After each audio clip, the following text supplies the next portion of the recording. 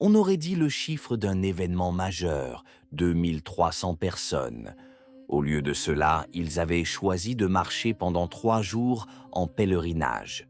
Ils n'étaient pas là pour une randonnée, ni pour manifester contre qui que ce soit. Ils étaient là pour prier, et pour ce faire, ils ont parcouru 100 kilomètres à pied.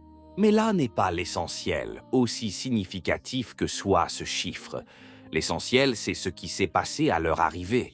Et pour le comprendre, le mieux est de commencer par la fin, c'est-à-dire par le seuil d'une basilique, et de là de remonter au commencement de toute chose. Le dimanche 17 août, après 3 jours de marche et 100 kilomètres parcourus, le convoi est arrivé à la basilique Notre-Dame de Luján, sanctuaire national argentin. Personne ne les arrête à la porte et personne ne les refoule. Ils entrent et à l'intérieur de la basilique ont lieu l'adoration eucharistique et la récitation du chapelet. Mais ce pourquoi ils se sont mis en route et ont marché pendant 3 jours n'est pas célébré. La messe, dans sa forme traditionnelle, ne peut être dite à l'intérieur de cette basilique. La phrase exacte provient de l'organisateur, et je la cite sans la modifier. Aujourd'hui, ce n'est pas autorisé. L'archevêque de Mercedes Luján n'autorise pas la célébration de la messe traditionnelle à l'intérieur de la basilique. Ce n'est pas une décision prise cette année, et c'est la première chose que presque tout le monde affirme à tort. Cette affirmation date d'il y a 2 ans. Dans la même interview, l'organisateur a également expliqué depuis combien de temps cela dure. C'est pourquoi, depuis 3 ans, une messe en plein air est célébrée pendant le pèlerinage. Il ne s'agit donc pas d'une interdiction nouvellement instaurée.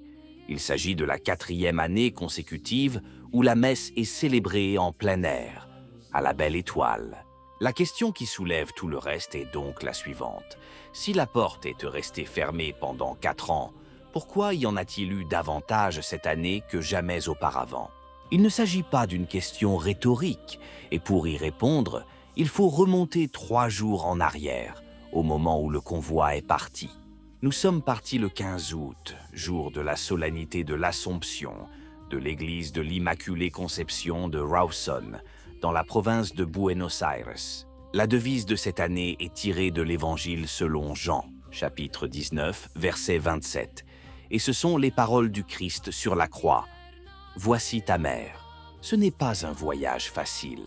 Il s'agit de 100 kilomètres de route rurale, traversant quelques villages, répartis sur 3 jours au mois d'août en Argentine, en plein hiver. La messe est célébrée quotidiennement selon la tradition du rite romain, sur des autels installés en plein air le long du parcours. Rien d'autre ne manque. Chapelet, méditation, confession et adoration eucharistique, dans une atmosphère que les organisateurs qualifient de pénitentielle. Le modèle cité est le pèlerinage français de Paris à Chartres, celui qui, chaque année, remplit les rues de la Beauce de jeunes de 20 ans, brandissant des banderoles. Parmi les prêtres présents cette année figure le père Raoul Olazabal, de l'Institut du Christ Roi Souverain Prêtre, et le père Augustin-Marie Aubry, prieur de la fraternité Saint-Vincent-Ferrier de Chémeraye. Il ne s'agit pas d'une foule de gens qui marchent, et c'est la deuxième chose qui est généralement mal comprise lorsqu'on regarde des photos prises d'en haut. L'organisation est structurée en chapitres, des groupes d'au moins 7 personnes dirigés par un chef qui assure la liaison entre les organisateurs et les pèlerins. Chaque chapitre est dédié à un titre marial ou à un saint patron et s'inspire d'un groupe préexistant. Des amis, une famille, une université, un groupe d'études. Les propos de l'organisateur sur ce point sont précis. Ce n'est pas une masse de personnes qui marchent vers Luján. Ce sont tous des groupes, des cellules chrétiennes. L'idée exprimée est que ces groupes, une fois le pèlerinage terminé, rentrent chez eux et continuent de fonctionner comme des cellules où chacun se retrouve à vivre. La question suivante s'impose donc naturellement. Si ce n'est pas une manifestation, si ce n'est pas une fête, et s'il n'y a pas de rassemblement derrière, qu'est-ce que c'est exactement? Il n'y a aucun programme politique derrière cela, et ils sont les premiers à le dire. Il n'y a pas de congrégation derrière cela, ni même de groupe politique. Les trois piliers se résument en un acronyme facile à retenir, qui est aussi un cri de détresse. Il ou elle, sacrifice, prière, sacrement. Cependant, on ne comprend pas clairement pourquoi la messe s'est retrouvée dans les camps, à moins de remonter à 2021 et à un document qui aurait modifié les règles. Cette année-là, le pape François publia le Motu Proprio, par lequel il remit la célébration avec le missel pré-réforme sous le contrôle des évêques diocésains. À partir de ce moment, la possibilité de célébrer la messe ancienne dans un lieu précis dépend de l'évêque de ce lieu, et les réponses varient d'un diocèse à l'autre. Ce ne sont pas moi qui le dis, ce sont les propres mots de l'organisateur. Malheureusement, le Motu Proprio du pape François a rendu les choses beaucoup plus restrictives. Dans certains endroits, ce n'est pas autorisé et dans d'autres, ça l'est. Cela dépend de l'évêque. Il reste à voir qui a pris cette décision et sur quel fondement. Car les préférences personnelles sont une chose, l'application d'une loi en est une autre. À Lujan, la réponse fut négative, et ce, malgré leurs efforts. Les organisateurs affirment avoir rencontré l'archevêque à 2 reprises. Ils n'ont cependant rien obtenu concernant la messe. Ils ont néanmoins obtenu la permission d'organiser l'adoration eucharistique dans le sanctuaire, et il faut le préciser car c'est la vérité. Personne ne les a donc exclus de la basilique. La distinction est subtile, mais essentielle. Ils peuvent entrer et prier, mais la messe doit rester à l'extérieur. Et cette distinction, pour ceux qui ont parcouru 100 km, c'est la différence entre arriver et ne pas arriver.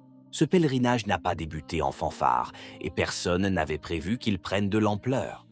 Il a commencé en 2010 avec une poignée de personnes et sans la moindre mention dans les journaux. Cette année, l'événement a atteint sa 17e édition et le nombre de participants a dépassé les 2025, établissant un record absolu. Ce n'est pas un détail anodin. Cela signifie que la courbe est à la hausse pour la 4e année consécutive, où la messe ne peut être célébrée à l'intérieur du sanctuaire d'arrivée. Personne n'a fourni d'explication officielle quant à la hausse de la courbe ces dernières années. Pourtant, les chiffres sont là, et l'organisation elle-même les a publiés. Cependant, tout le monde ne l'interprète pas de cette façon, et il convient à ce stade de considérer pleinement l'interprétation opposée, car elle comporte des arguments sérieux. Le Motu Proprio de 2021 confie à l'évêque diocésain la réglementation de ces célébrations, et c'est dans un sanctuaire national que cette responsabilité pèse le plus lourd. Il ne s'agit même pas d'une interdiction absolue, ajoute-t-il. La messe est célébrée tous les jours le long du parcours, et l'adoration à l'intérieur de la basilique est autorisée. Ceux qui s'opposent à cette proposition rétorquent qu'une messe qui peut être célébrée partout, sauf à l'endroit où l'on se dirige, est une concession qui se vide de son sens. Il reste une dernière chose à aborder. La raison invoquée par les organisateurs lorsqu'on leur demande pourquoi ils font tout cela. Ils ne parlent ni de controverse, ni de justification. Ils citent une phrase du pape Léon XIII et l'utilisent pour définir ce qu'ils recherchent. Il fut un temps où la philosophie de l'Évangile gouvernait les États, dit Léon XIII. Ce qu'ils ajoutent ensuite, cependant, leur appartient. C'est le christianisme. On dit que 3 jours par an, on peut respirer cet air. 100 km de piste pour l'inspirer, puis une porte qui, au final, ne s'ouvre qu'à moitié. Qu'en pensez-vous? Si la vidéo vous a plu, laissez un commentaire. Amen. Que Dieu vous bénisse.